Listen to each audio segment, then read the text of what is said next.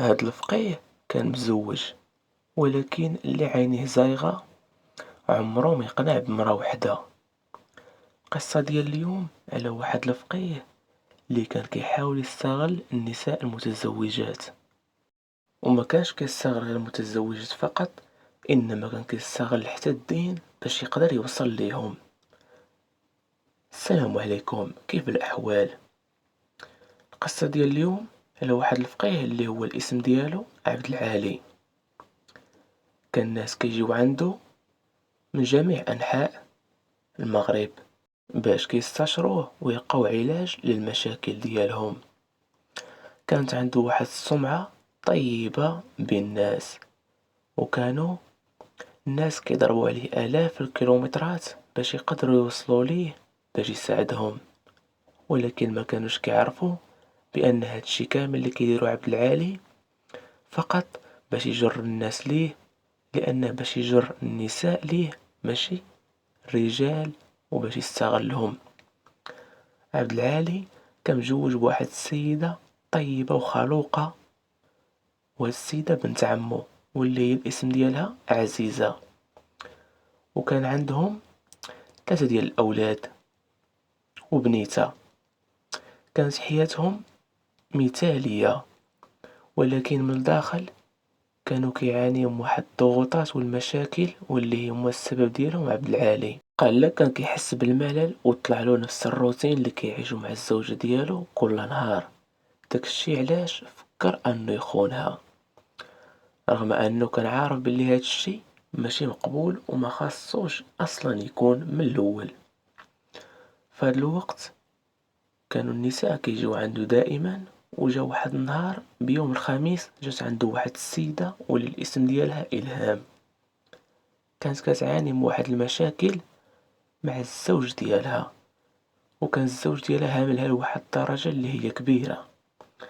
عبد العالي شاف فيها بواحد النظرة وقال بأن هذه هي الفرصة، وقرر أنه يساعدها. ومع الوقت بدأت العلاقة بيناتهم تتطور لواحد الدرجة اللي هي كبيرة. عبد العالي كان عايش مع عزيزة الزوجة ديالو في واحد المكان اللي هو زوين بزاف وهادئ، وكانت عندهم واحد الدار اللي هي كبيرة بزاف، ومن برا كان كل شي كيبان مزيان. كانوا كيتجمعوا مع الجيران، وكان كل شي كيتمنى بأنه يعيشوا ديك الحياة اللي عايشها عبد العالي والزوجة ديالو عزيزة. وكانوا الناس كيشوفوهم كيضحكوا وكيهضروا، ولكن في الحقيقة كانت مختلفة. عبد العالي كان كيحس بالملل مع عزيزة، وكل شي بدا كيبان ليه روتيني، وهذا الشي ما بقاش عاجبه. عزيزة ما كانت تقدر دير حتى شي حاجة، لانها داكشي كامل اللي كاين راه كديرو، وما تقدرش تزيد شي حاجة من دماغها اخرى، وماشي هي السبب ديال الملل. هو فقط كان كيدير ديك السبة باش يقدر يدير الافعال ديالو. وكانت كتحاول دائما تغطي على اي حاجه ودير راسها ما شافت والو باش تخلي الشمل ديال ولادها مجموع وعائلتها.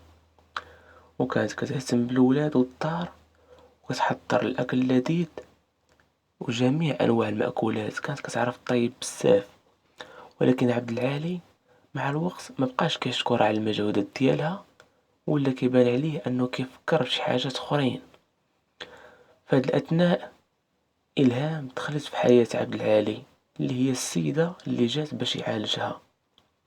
من جات عنده تطلب النصيحة، حس أنها كتعطيه شي حاجة مختلفة من خلال الهضرة ديالها. كان كيحس معاه بالأمان، وكتحس معاه حتى هي بالأمان، وكان كيعطيها الاهتمام والدعم اللي كانت محتاجة بزاف. هاد الاهتمام خلاها تحس بمشاعر جديدة، وعبد العالي يحس بواحد الإحساس هو تجاه ديالها. لكن كل ما كان كيجري بيناتهم هاد الشي كان كيتجاهل عزيزة والولاد. وهنا بدا الصراع الداخلي في القلوب ديالهم، لأنها هي مزوجة وحتى هو مزوج. عبد العالي كان عارف أن هاد الشي راه ما خاصوش يكون، وهو راه مزوج وبولادو وما خاصوش يدير بحال هاد الفعلة لأنه غادي يخرج على حياته وعلى حياة عائلته. ولكن المشاعر الخيانة بدات كتاخد واحد الخطوة بعيدة على العائلة ديالو، وهاد الشي كان كيبان فيه مع مرور الأيام. من بعد ما دازت تقريبا واحد 2 سيمانات، في واحد النهار مشمس كانت إلهام في نفس الوقت جاية عند عبد العالي مع 3 ديال العشية، وكانت كتشكي من المشاكل مع زوجها. كانت كتحس بواحد الوحدة والخوف وبغات شي واحد يسمع ليها. عبد العالي استقبلها ووجد ليها شي كاس ديال اتاي وقال لها عاودي لي المشاكل اللي وقع لك، انا كنسمع لك مزيان.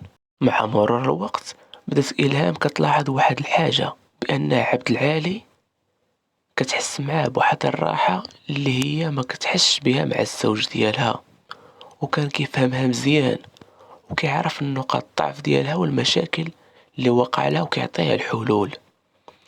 وكانت كتشوف فيه الشخص اللي كيعرف بقيمتها وبالقيمة المشاعر ديالها. هاد العلاقة كانت كتنمو بواحد الشكل. بدات إلهام كتحس بواحد الحاجة اللي هي ماشي مجرد صداقة. عبد العالي كان كيعرف أن هاد المشاعر غادي يتجاوزوا الحدود اللي بينه وبين ديك السيدة، ولكن ديك الحدود بحالها تحطمات ولا ما بقى حتى شي حد يقدر يخليهم يبعدوا على بعضياتهم. كل ما كان كيشوف إلهام كينسى المشاكل ديالو وكينسى داك الشي كامل اللي دوزو ديال المشاكل في حياته كاملة مع عزيزة. كانت كتعطيه واحد الشعور جديد، رجعته بحال شي شاب في عمره شي 22 سنة، وكان كيلقى نفسه تعلق بها أكثر وأكثر. في هذا الوقت كانت عزيزة كتحس بشي حاجة غريبة في الزوج ديالها، ولاحظت بأنه ولا غير كيسمع ديك السيدة كتعيطلو كيمشي عندها بواحد السرعة ومبقاش كيفكر في الزوجة ديالو عزيزة. كانت كتشوف واحد التغيير كبير في التصرفات ديالو، وكانت كتحس أن شي حاجة ماشي طبيعية، ولكن ما كانت كتقدر تعرف السبب الحقيقي. وكانت كتحاول تجاهل الشكوك لأنها كانت ثايقة في راجلها وما بغاش تجبد المشاكل. أما إلهام كانت كتحاول تعيش اللحظة وتنسى المشاكل ديالها، لأنها كانت السيدة متفتحة بزاف والزوج ديالها عمرو سولها فين كتمشي أو شنو كدير. عبد العالي ولا بالنسبة ليها واحد البلاصة اللي هي آمنة، وكل ما كانت كتكون معاه كانت كتحس بالسعادة والأمل في الحياة. ولكن هاد السعادة كانت كتحمل معها خطر كبير، وكانت البداية ديال النهاية لعلاقة عبد العالي مع عزيزة. مع مرور الأيام كانت العلاقة بين عبد العالي وإلهام كتطور بواحد الخطوات سريعة، وبداو كيتبادلوا واحد اللحظات اللي هي جميلة بعيدة على أعين الناس. عبد العالي كان كيشعر بواحد الحرية مع إلهام، وكل ما كان كيقضي وقت معها أكثر كل ما كان كيتجاهل العائلة ديالو وخصوصا مرته عزيزة. إلهام بدات تحس بأنها كتحصل على الاهتمام اللي كانت محتاجاهم وما لقاتهمش عند الزوج ديالها، وبدات كتنسى المشاكل ديالها كاملين. ولكن في شي وقت من الأوقات بدات تحس بشي حاجة غريبة. كانت كتشوف أن عبد العالي كيتعامل معها بواحد الشكل بحال كيتعامل مع شي زوجة ديالو. من جهة أخرى عزيزة كانت كتحس بشي حاجة ماشي طبيعية في العلاقة ديالها مع عبد العالي. كان كيدخل الدار واحد الأوقات اللي هي فوق 10 د الليل أو 11، وكان كيبان عليه في وجهه فرحان بزاف، وقبل كان دائما كيدخل وهو مقلق وسايس في وجهه. حاولت تسولو على السبب ديال الفرحة، واش شت شي فلوس او شت شي ورد، داكشي علاش فرحان هادشي كامل، ولكن هو ما كانش كيجاوبها. وهادشي خلاها تشك في الامور اكثر واكثر، لأنها ما ضحكش ديك الضحكة كاملة تقريبا لمدة سنة أو سنتين. في واحد النهار عزيزة قررت أنها تراقب عبد العالي، وشافت كيفاش كيتعامل مع إلهام وكيفاش كيبان عليه السعادة ما كيكون معاها. وهنا كانت الصدمة، كانت كتحس أن قلبها كيتمزق، ولكن ما كانش قادرة تصدق أن الفقيه ديال الدوار هو اللي كيتخبى وكيدير هاد الشي.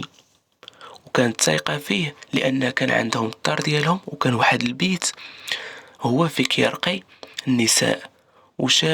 وشافت هي الفقيه هو وديك المرأة كيكونوا تماك مع بعضياتهم.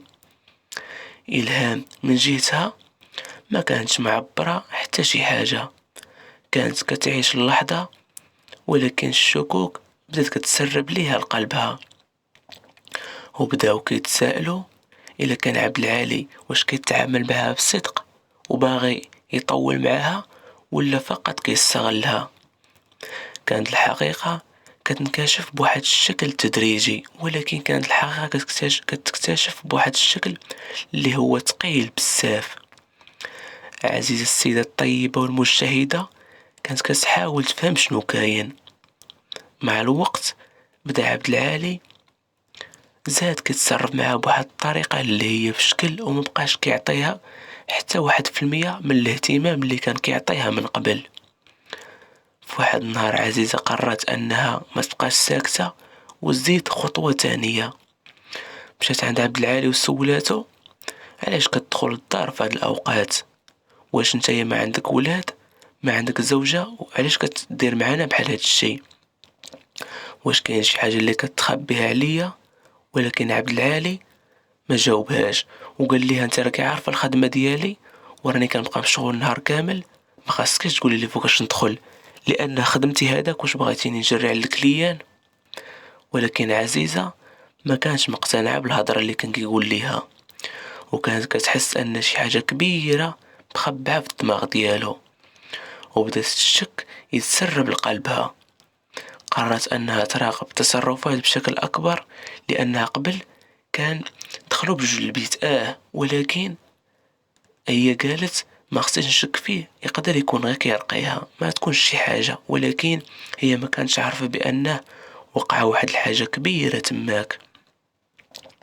في هذا الوقت كانت عزيزه كانت كتعطي الفرصه وكتفتح قلبها العزيز اكثر واكثر، ولات كتبغيه بحال بحال الزوج ديالها واكثر من الزوج ديالها. ولكن عبد العالي كان فقط كيستغلها.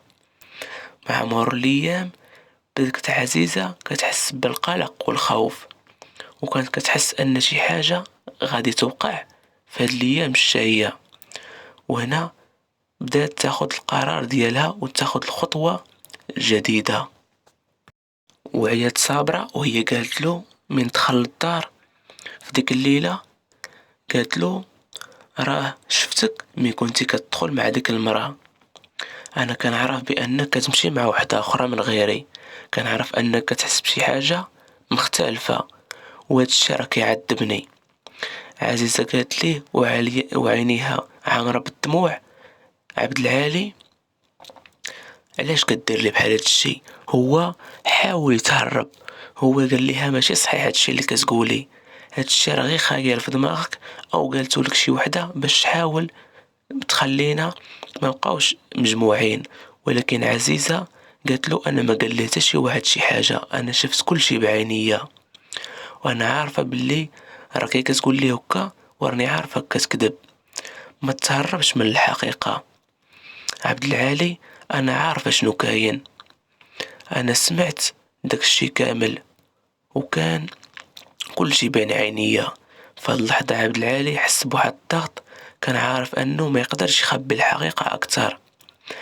قال ليها صحيح عندي علاقة مع إلهام، قال بواحد الصوت ديال النبرة منخافضة، وكان كيتفادى يشوف ليها في عينيها لأنها ما قدرش. عزيزة كانت كتحس بقلبها كيتكسر ودموعها بدات تنزل. كيفاش تقدر دير هاد الشي فينا وفي ولادك؟ ولا عرف ولادك هاد الشي هذا راه ما غيقدروش يوليو يشوفوا فيك او يعيطوا لك بابا. هو يقول ليها كنعتذر منك بزاف، ولكن عزيزة عارفهم أن ما كاينش شي حل أو واخا نعتذر منك ما غاديش تصلحوا الأمور. هنا بدات الحقيقة وكان كل شي كيبان. من بعد ما عرفت عزيزة الحقيقة كاملة كانت الأجواء في الدار متوترة بزاف، ولكن الحمد لله الولاد ما عرفوش لأنها كانوا كيتابزوا في البيت وسادين عليهم. وهي قالت له كيفاش تقدر تخونني؟ واش اشنو ناقصني انا؟ واش ما كنتش مهليه فيك وما كنتش كنلبس ليك اللي بغيتي وكندير اي حاجه كتقولها لي؟ علاش درتي فيا هاد الشيء؟ عبد العالي حس بواحد الندم كبير، ولكن مع ذلك ما قدرش يواجه الحقيقه وقال ليها عزيزه سمحي لي، ما كنتش كنفكر في العواقب. إلهام كانت كتعطيني شي حاجه اللي ما لقيتهاش معاك، انما ماشي ما لقيتهاش معاك، انما انا ما كنتش كنقلب ليها معاك. عزيزة كانت كتشوف فيه وكتحس بواحد الحسرة كبيرة. انت ما كتعرفش شنو كتعني الخيانة لانك رجل وعمرك جربتيها. عبد العالي حاول يتقرب منها، ولكن عزيزة تراجعت وما بغاتش تقرب منه. من بعد هاد الشي عزيزة قررت انها تنوض في الصباح الباكر هي ولادها وتمشي عند عائلتها. من ناضت في الصباح هزات حوايجها ومشات، وهو كيرغب فيها وكيقول ليها ما تمشيش، وهي قالت له انا غنمشي عند عائلتي وديك الساعة وما غادي نقول لهم والو، وديك الساعة غادي نفكر مزيان في الموضوع واش نقدر نرجع ليك ونسمح ليك او عمرك غتمشي تشوف وجهي وغادي تشوف وجه ولادي. ويقول ليها بواحد النبرة سمحي لي بزاف انا عرفت راسي غلط وغادي نخليك على راحتك تمشي عند والديك، ولكن ما تغبريش عليا. انا بعد 3 ايام و4 ايام غادي نرجع لعندك ونديك. وهي تقول له ما ترجعش لعندي حتى نقرر انا واش غادي نرجع ولا ما نرجعش. هو وافق على الرأي ديالها، ولكن من بعد 4 ايام عيط ليها وهي تقول له اجي ديني لداري. وديك الساعة عاد نتفاهموا. من جات للدار عطاتو واحد الشروط اللي هي كتيرة بزاف، ولكن هو وافق عليها كاملين لأنه عرف راسو بأنه غلط بزاف معاها، وأنها أي طلب طلباتو خاصو ما يقول ليهاش لا. من بعد ما خباو هاد السر بيناتهم قرروا أنهم يكملوا حياتهم وينساو المشاكل كاملة اللي دازت. وعزيزة حتى هي خوات قلبها، وديك المرأة ما بقاتش ولات تجي عنده، وخا ولات كتجي كان كيرفض انه يتلاقى معها وقال ليها ما تعاوديش تجي عندي لانني انا رجعت لمرتي وعمري غادي نولي نفكر نخونها او ندير شي حاجه خارجه للطريق. الفقيه ومرته كملوا حياتهم بسلام وبعيد على المشاكل.